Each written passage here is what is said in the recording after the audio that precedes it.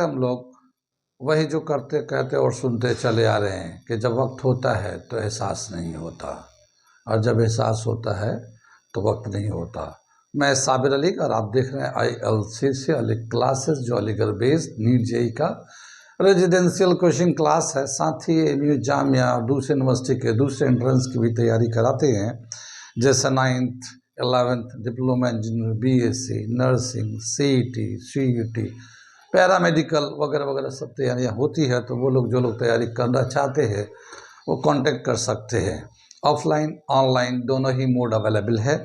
Offline में वो बच्चे जो करीब के हैं वो तो आ जाते हैं, लेकिन जो बच्चे दूर के हैं वो आ नहीं सकते, तो उनके लिए ऑनलाइन एक बहुत ही अच्छा प्लेटफॉर्म है। जो लोग अलीगढ़ के बाहर या हिंदुस्तान के किसी कोने से या हिंदुस्तान के बाहर किसी कंट्री से अगर बच्चा पढ़ना चाहता, अलीगढ़ के क्वालिफाइड एंड एक्सपीरियंस टीचर से अपने आप को तैयार करना चाहता किसी कंपटीशन के लिए, तो ऑनलाइन पे हम हमारे साथ जुड़ सकते हैं।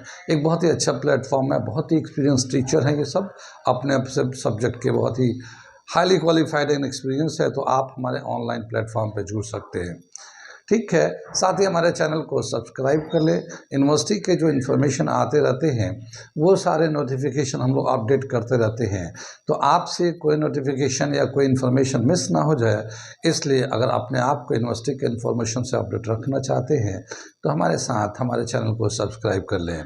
साथ ही हम लोग इस चैनल पे बहुत सारे क्लास को रिकॉर्ड करके अपडेट करते रहते हैं, अपलोड करते रहते हैं। तो वो लोग जो लोग दूसरे कंपटीशन की तैयारी करना चाहते हैं हमारे चैनल को सब्सक्राइब कर लेंगे तो बहुत सारे कंटेंट भी उनको मिलते रहेंगे, ठीक है। हम लोग कर रहे थे physics class 11th system of particle and rotational motion chapter चल रहा था, और उसमें जो पिछले क्लास में हम लोगों ने टॉर्क से रिलेटेड, टॉर्क जो होता है, टॉर्क से रिलेटेड बहुत सारी बातों को हमने बताया था। आज हम लोग एंगुलर मोमेंटम से बातें करेंगे। आज देखने जा रहे हैं कि एंगुलर मोमेंटम किसको कहते हैं, क्या रिलेशन, क्या फार्मूला, कैसे वेक्टर के फॉर्म में लिखते हैं, तो इन सब बातों को हम लोग देखते हैं। साथ ही कुछ एग्जांपल देखेंगे कंजर्वेशन ऑफ एंगुलर मोमेंटम के बेस पे, ठीक है। तो आगे चलते हैं हम लोग। Angular momentum, angular momentum basically है क्या चीज़? जिस तरह से लीनियर मोमेंटम होता है, लीनियर मोमेंटम जानते हैं, लीनियर मोमेंटम को हम लोग P से दिखाते हैं, और P जो होता है मास इंटू वेलोसिटी के बराबर होता है, ठीक है। P जो है मास इंटू वेलोसिटी के बराबर होता है, ये लीनियर मोमेंटम कहलाता है। इसी तरह से जब कभी कोई बॉडी अपने एक्सिस पे रोटेट करता है, ये तो ट्रांसलेटरी मोशन है, ये तो लीनियर मोमेंटम ट्रांसलेटरी मोशन के लिए होता है। जब बॉडी एक जगह से दूसरी जगह जाता है तो उसके लिए मास इंटू वेलोसिटी होता है। लेकिन जब कोई बॉडी अपने एक्सिस पे रोटेट करता है तो वहाँ पे भी अपना मोमेंटम होता है, एंगुलर मोमेंटम होता है, क्योंकि वो एंगल स्वीप करता है, पर सेकंड कितना एंगल स्वीप कर रहा है, तो उसको हम लोग कहते हैं एंगुलर मोमेंटम। वो जो एंगुलर मोमेंटम होता है, जिस तरह से यहाँ लीनियर मोमेंटम को एक डिफाइन करते हैं, product of mass and its velocity is called angular momentum और लीनियर मोमेंटम। इसी तरह से एंगुलर मोमेंटम का भी एक डेफिनेशन देते हैं, और वो जो डेफिनेशन, पहले मैं इसका रिलेशन लिख देता हूँ। एंगुलर मोमेंटम को L से दिखाते हैं और ये P इंटू डी के बराबर होता है। ये जो लीनियर मोमेंटम है, और ये D distance from axis of rotation, distance from axis of rotation कैसे होता है, ये पहले मैं थोड़ा सा एक फिगर बना के दिखाता हूँ इसको, उसके बाद इसको एक्सप्लेन करता हूँ। यहाँ पे हम लोगों ने एक फिगर बनाया है, देखिए क्या है ये, कि एक ये हमारा बॉडी है, एक बॉडी है, और इसका एक्सिस ऑफ रोटेशन ये है, O पे एक्सिस ऑफ रोटेशन है, यहाँ के रिस्पेक्ट में घूमेगा।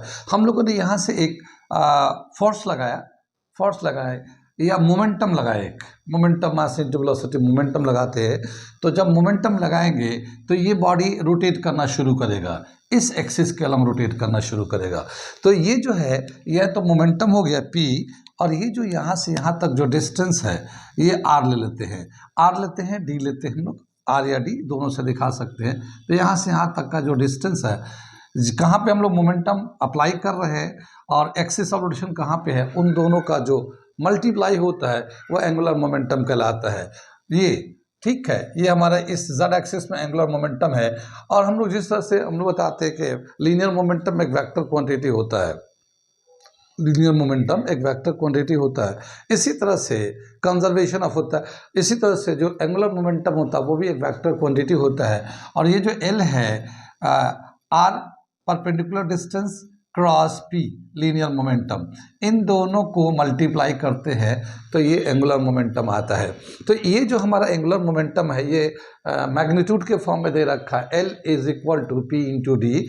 और इसको डेफिनेशन कैसे लिखेंगे एंगुलर मोमेंटम को, वो मैं लिख के दिखाता हूँ यहाँ पे। इस तरह से हम लोग टॉर्क लगाते हैं, एक डायग्राम से रिप्रेजेंट करने की कोशिश की हम समझाने के लिए। ठीक है, समझ में बात आ रही है? तो मैं इसका एक डेफिनेशन लिखता हूँ। ये दे रखा है इसका definition एक, the angular momentum of a body rotating about an axis is defined as the moment of linear momentum। Moment of linear momentum, linear momentum तो होता ही है और जितना डिस्टेंस होता है उससे हम लोग मल्टीप्लाई करते हैं, तो moment of linear momentum of the particle body about that axis, यानी इस एक्सिस से जो मोमेंटम है वो, और मोमेंट ऑफ लीनियर मोमेंटम का मतलब ये है कि कितना डिस्टेंस है जहाँ पे मोमेंटम लग रहा है वो एक्सिस ऑफ रोटेशन से कितना डिस्टेंस पे है। ठीक है, ये L is equal to p into d, या यहाँ पे इस तरह से लिख सकते हैं angular momentum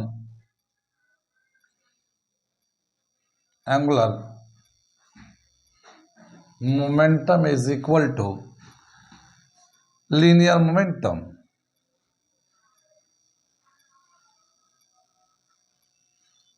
into perpendicular distance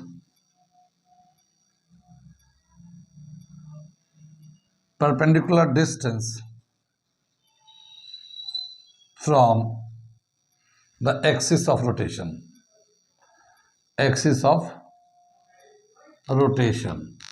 ठीक है ना। ये दे रखा हमारा एंगुलर मोमेंटम का ये रिलेशन। ठीक, अगर हम लोग वेक्टर के फॉर्म में लिखेंगे तो ये हमारा एल तो हम लोग एंगुलर मोमेंटम को दिखाते हैं, R distance from the axis of rotation, P linear momentum, इन दोनों को मल्टीप्लाई करके इसको वेक्टर के फॉर्म में भी लिखते हैं। कितनी बार समझ में?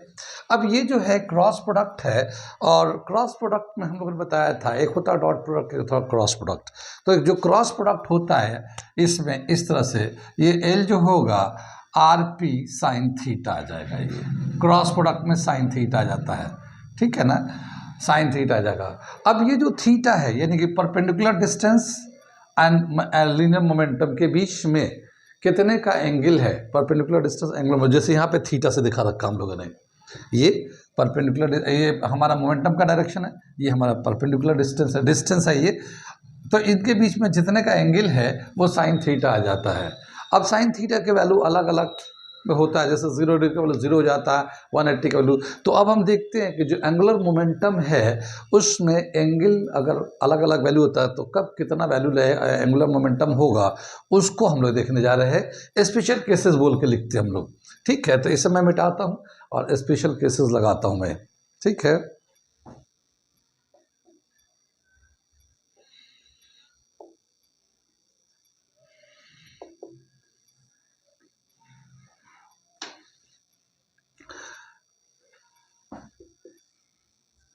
ये हम लोग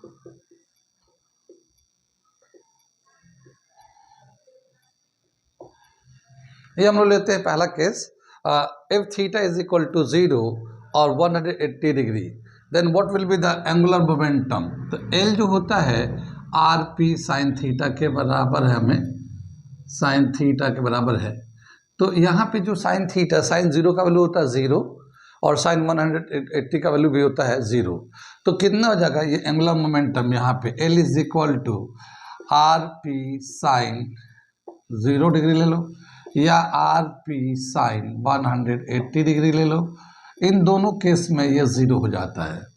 यानी जब कभी परपेंडिकुलर डिस्टेंस और मोमेंटम का डायरेक्शन सेम हो, यानी जिधर मोमेंटम लग रहा है उधर ही परपेंडिकुलर डिस्टेंस है, या दोनों एक दूसरे के अपोजिट हो, मोमेंटम इधर लग रहा है और परपेंडिकुलर डिस्टेंस इधर है, तो उन दोनों केस में जो एंगुलर मोमेंटम होगा वो 0 हो जाएगा। ठीक है, इसी तरह से थीटा इज इक्वल टू अगर 90 लेते हैं, अगर हम लोग सेकेंड केस ले रहे हैं, if theta is equal to 90 degree then, ठीक है, angular momentum is equal to L p r p sine 90 degree, और ये जो है ना आर पी के बराबर होगा, यानी इस वक्त जो एंगुलर मोमेंटम होगा वो मैक्सिमम होगा। ठीक है, तो ये एंगल के बेस पे, इसके अलावा जो ये तो हम लोगों ने एक्सट्रीम का केस लिया 90 डिग्री, 0 डिग्री, 80 डिग्री, इसके बाद हम लोग 30 डिग्री भी आ सकता है, तो 30 डिग्री का साइन 30 का वैल्यू हमें याद है, हम लोग वैल्यू डाल के सिंप्लीफाई कर सकते हैं, या 45 डिग्री या 60 डिग्री, तो और वैल्यू हो सकते हैं, लेकिन ये दो अलग अलग एक्सट्रीम कंडीशन का हम लोगों ने वैल्यू ले लिया। यहाँ पे जो एंगुलर मोमेंटम होता है वो मैक्सिमम होता है, यहाँ पे 0 हो जाता है। कितनी बात सुन में? तो ये था हमारा टॉपिक। आगे हम लोग चलते हैं, आगे देखते हैं कि ये जो हमारा एंगुलर मोमेंटम होता है वो परपेंडिकुलर डिस्टेंस और मोमेंटम के बराबर होता है, मोमेंटम के प्रोडक्ट के बराबर होता है।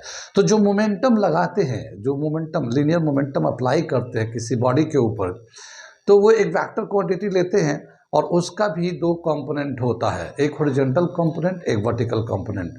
तो कौन सा कंपोनेंट है? हॉरिजॉन्टल कंपोनेंट को तो हम लोग रेडियल कंपोनेंट बोलते हैं, और जो परपेंडिकुलर होता है उसको हम लोग एंगुलर या टेंजेंशियल कंपोनेंट ऑफ मोमेंटम बोलते हैं।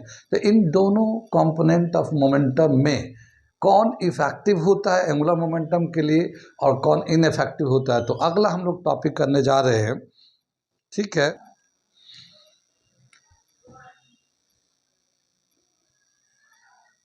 Effective component of linear momentum and angular momentum।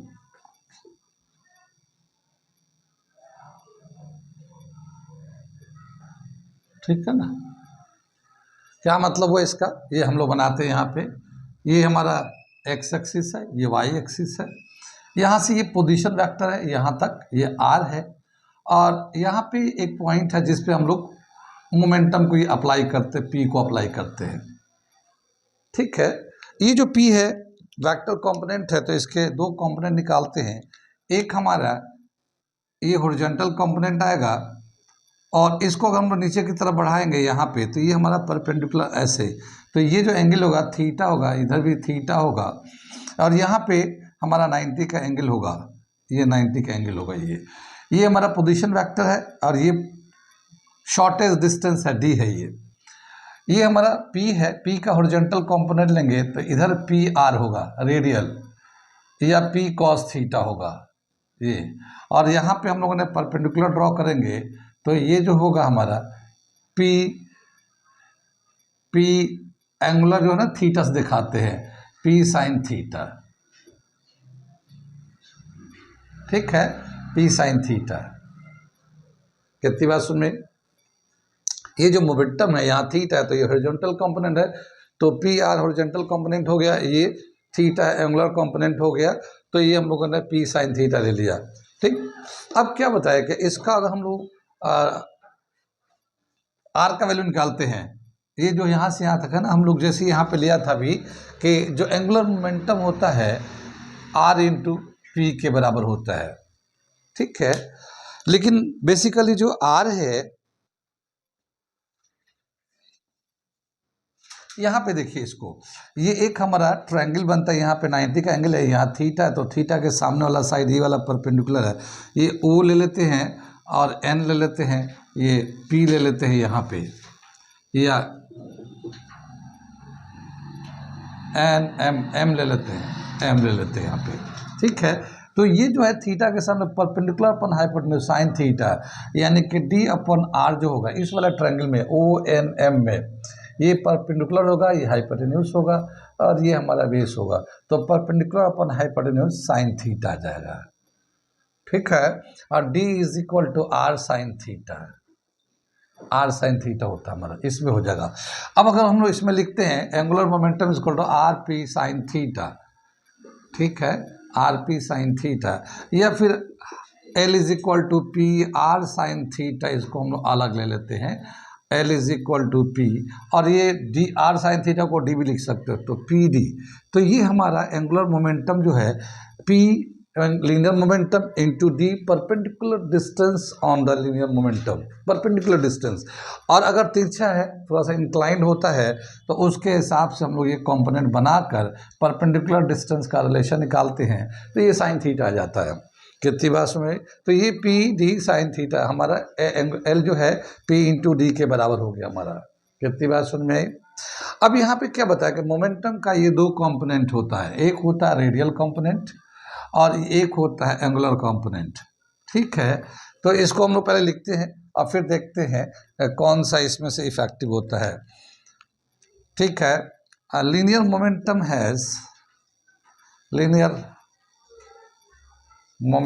Has two components.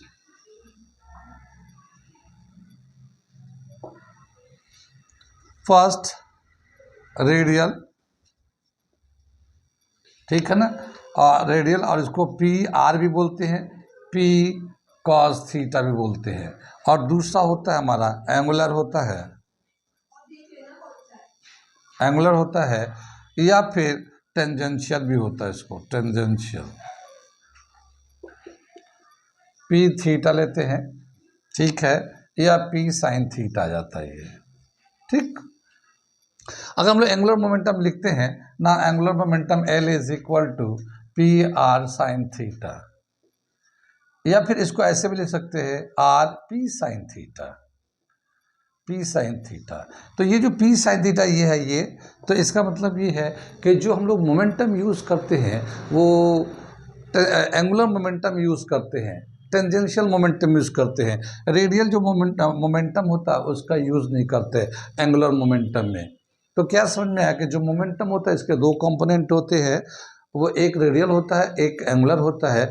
लेकिन रेडियल कंपोनेंट का कोई इफेक्ट नहीं होता हमारा एंगुलर मोमेंटम में, और टेंजेंशियल कंपोनेंट का या एंगुलर कंपोनेंट था उसका कंट्रीब्यूशन होता है लीनियर मोमेंटम, एंगुलर मोमेंटम में। तो यहाँ समझ में आ रहा है ये। तो इससे रिलेटेड एक मैं पॉइंट लिख देता हूँ, कौन सा कंपोनेंट वर्क करता, कौन सा कंपोनेंट नहीं करता। ठीक है, angular momentum is equal to angular component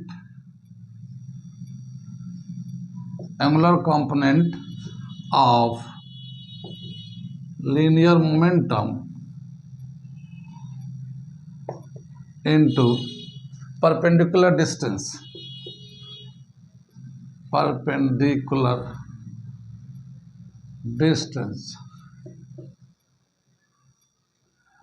from axis of rotation. ये हमारा एक इसके हिसाब से रिलेशन लिख दिया, angular momentum is equal to perpendicular distance और पी साइन थीटा टेंजेंशियल या फिर एंगुलर कंपोनेंट ऑफ मोमेंटम। यहाँ पे एक पॉइंट और दे रखा है, only angular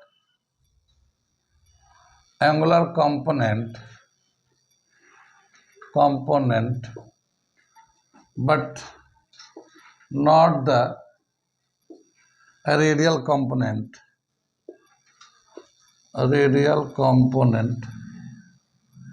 of linear momentum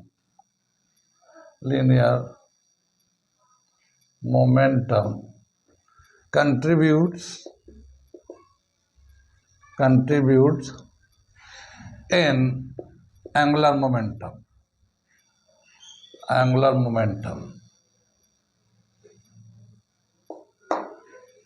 ठीक है, ये दे रखा हमारा एक टॉपिक। अब यहाँ पे हम लोग करेंगे, यहाँ तक तो समझ में आ गया। आगे हम लोग चलते हैं, एंगुलर मोमेंटम करेंगे और इसके हम लोग कंपोनेंट्स फॉर्म निकालते हैं। जैसे ये वेक्टर होते हैं तो तीनों एक्सिस में होगा, कोई भी वेक्टर होता है तो x axis, y axis, z axis, तीनों कंपोनेंट होते हैं। तो यहाँ पे जो एंगुलर मोमेंटम है हमारा एल, व आर यानी position vector perpendicular distance, and momentum वो भी वेक्टर क्वांटिटी है। तो दोनों का कंपोनेंट लेके कंपोनेंट के टर्म में अगर निकालते हैं, क्रॉस प्रोडक्ट निकालते हैं, तो क्या रिलेशन होगा एंगुलर मोमेंटम का, वो करने जा रहे हैं। तो rectangular components of angular momentum अगला टॉपिक करने जा रहे हैं। हम लोग rectangular component of angular momentum. Angular momentum का रेक्टेंगुलर कंपोनेंट लेते हैं, तो जो हमारा एंगुलर मोमेंटम है L is equal to r vector cross P vector है ना। तो हम लोग अगर आर को वेक्टर, इसका मैग्नीट्यूड वेक्टर के फॉर्म में लिखते हैं तीनों डायरेक्शन में, तो एक्स आई कैप प्लस वाई जे कैप जेड के कैप, ये तो हमारा इस पोजीशन वेक्टर हो गया इसका डिस्टेंस का, परपेंडिकुलर डिस्टेंस का। और ये पी जो है ना मोमेंटम है, तो इसका अगर लेते हैं तो पी एक्स आई कैप पी वाई जे कैप पी जेड के कैप, ठीक है, ये हमारा इसका हो गया।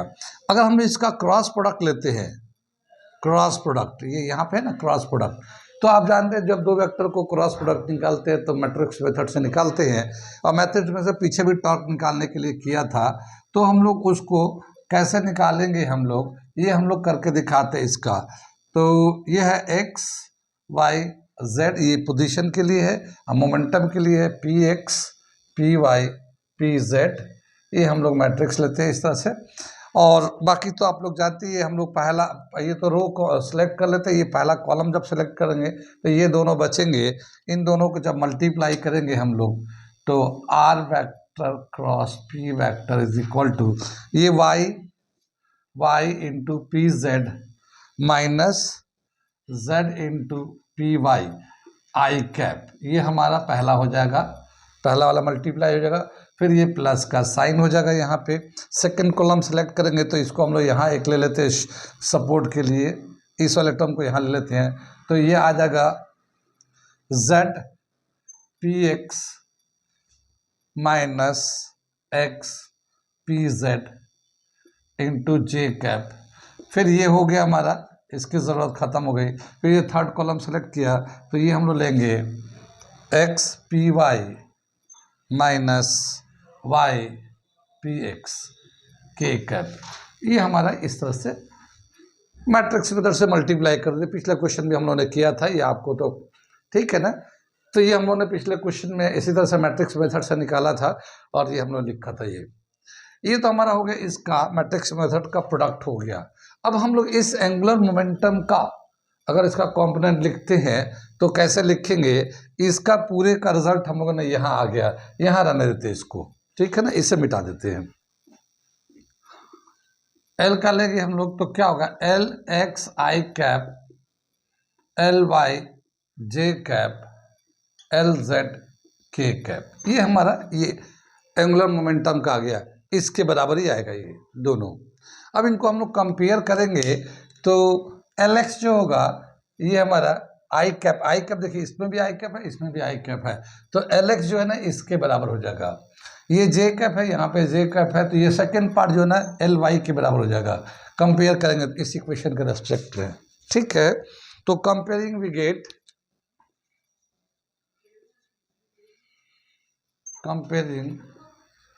We get L x is equal to, यहाँ पे आई कैप है ना, तो इस आई कैप को लेते हैं, तो ये वाला जो टर्म है ये एल एक्स के बराबर होगा, y into P Z minus z p y, ये हमारा तो एल एक्स हो गया।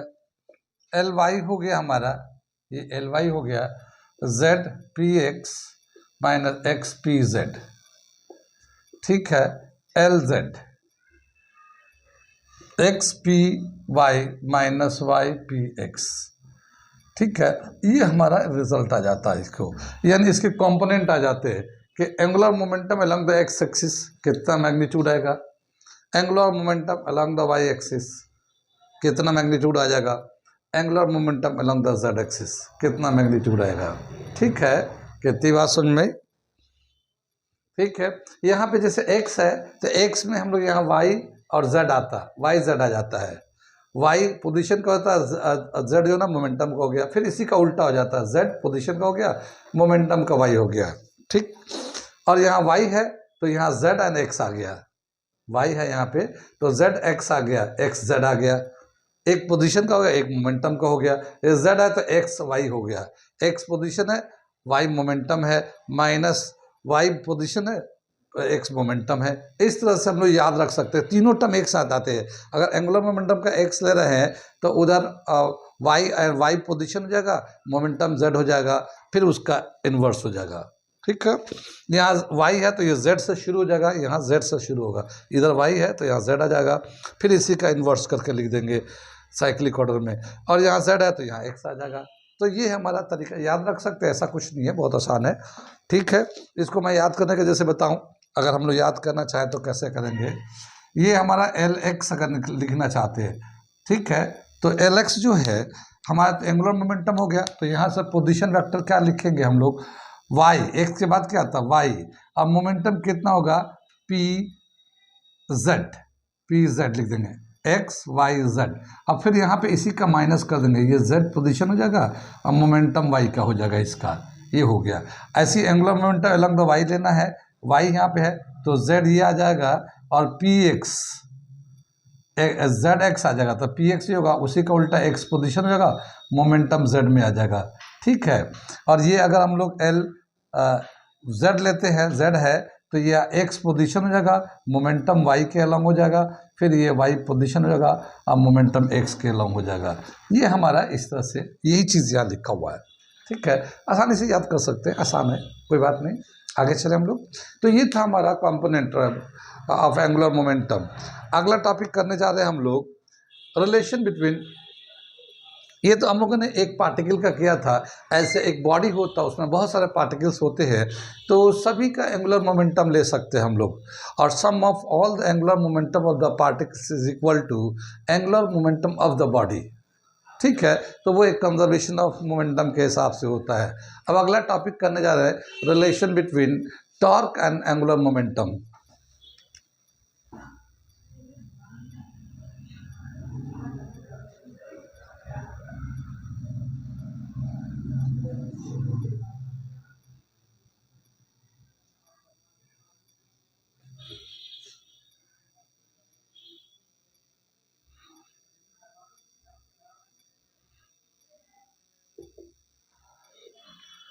Relation between torque and angular momentum, ये अगला टॉपिक करने जा रहे हैं।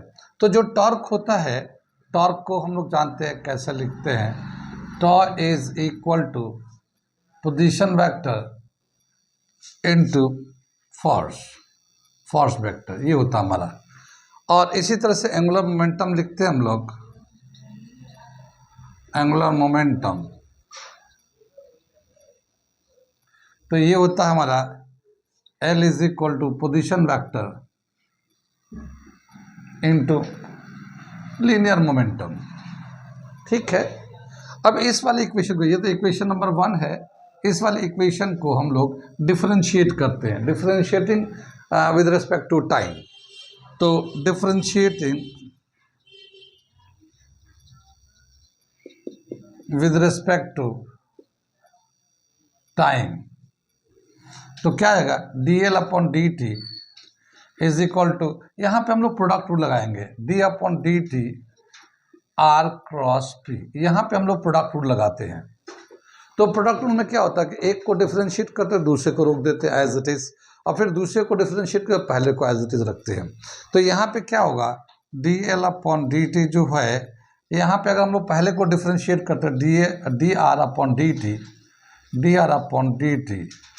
इंटू पी, ऐसे ही छोड़ देते हैं, इसको डिफरेंशिएट, इसको छोड़ दिया, फिर प्लस आर को छोड़ देंगे और पी को डिफरेंशिएट करते हैं, D P upon D T, ये आ जाएगा हमारा। यहाँ पे पोजीशन अपॉन टाइम करते हैं, वेलोसिटी इंटू मोमेंटम आ जाएगा, और यह r into rate of change of momentum, rate of change of momentum is called force, तो ये हमारा फोर्स हो जाएगा। ठीक है ना, ये फोर्स हो जाएगा। कितनी बात समझ में। अब यहाँ पे क्या देखते हैं कि velocity, linear velocity into momentum, लेकिन क्या होता है जब भी कभी बॉडी पे टॉर्क लगाते हैं तो वो बॉडी रोटेट करता है, उसमें जो ट्रांसलेटरी मोशन होता है, यानी लीनियर वेलोसिटी जो होता है वो ज़ीरो होता है, तो यहाँ पे हो जाएगा ज़ीरो। तो इसको अगर हम लोग लिखते हैं इस तरह से, यहाँ पे dl अपॉन dt जो होगा, यहाँ पे ज़ीरो आ जाएगा, ये वाला वेलोसिटी ज़ीरो हो जाएगा, ये p है, ये 0 इंटू पी हो जाएगा, और ये r इंटू एफ हो जाएगा, r इंटू एफ हो जाएगा, इसको मल्टीप्लाई कर दिया तो ये तो 0 हो जाएगा, और ये प्लस r इंटू एफ हो जाएगा। r इंटू एफ को हम लोग ये देखते हैं ना, इसको टॉर्क भी लिख सकते हैं, अगर क्रॉस प्रोडक्ट में रखते हैं इस तरह से, तो हम लोग टॉर्क भी लिख सकते हैं। तो dl/dt जो है ना टॉर्क के बराबर होगा। कितनी बार समझ में आई? dl/dt, ये हम लोग dl/dt is equal to torque, ये रिलेशन आता है, दोनों रिलेट करता है, यानी rate of change of angular momentum is equal to torque. इस रिलेशन के हिसाब से तो हम लोग क्या लिख सकते हैं, ये रिलेशन है टॉर्क एंड एंगुलर मोमेंटम में। मैं लिखता हूँ यहाँ पे स्टेटमेंट में इसी चीज को, रेट ऑफ चेंज ऑफ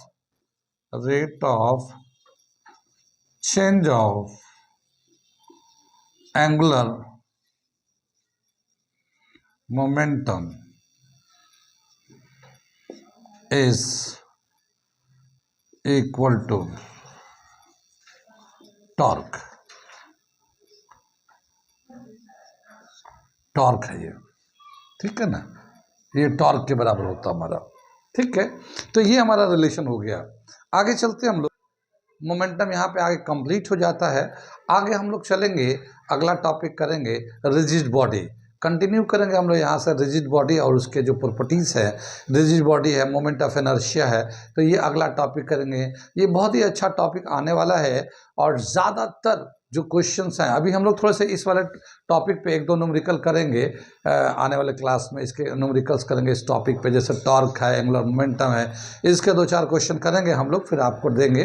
फिर उसके बाद जो है अगला जो है ना रिजिड बॉडी है, moment of inertia. Moment of inertia बहुत इंपॉर्टेंट टॉपिक है, वो आप ज़रूर समझिएगा, क्योंकि जो मेन जो टॉपिक है इसमें मोमेंट ऑफ इनर्शिया ही है, ठीक है, system of particular rotational motion में। क्योंकि अलग अलग बॉडी का मोमेंट ऑफ इनर्शिया अलग अलग होता है, अलग अलग एक्सिस ऑफ रोटेशन के हिसाब से। बॉडी अगर शेप से एक ही बॉडी है मगर एक्सिस ऑफ रोटेशन के हिसाब से भी मोमेंट ऑफ इनर्शिया बदलते रहता है। तो वो आने वाला टॉपिक बहुत ही अच्छा है, तो हम लोग कंटिन्यू रखेंगे, कुछ क्वेश्चन इसके कराएंगे अगले क्लास में, फिर उसके बाद करेंगे।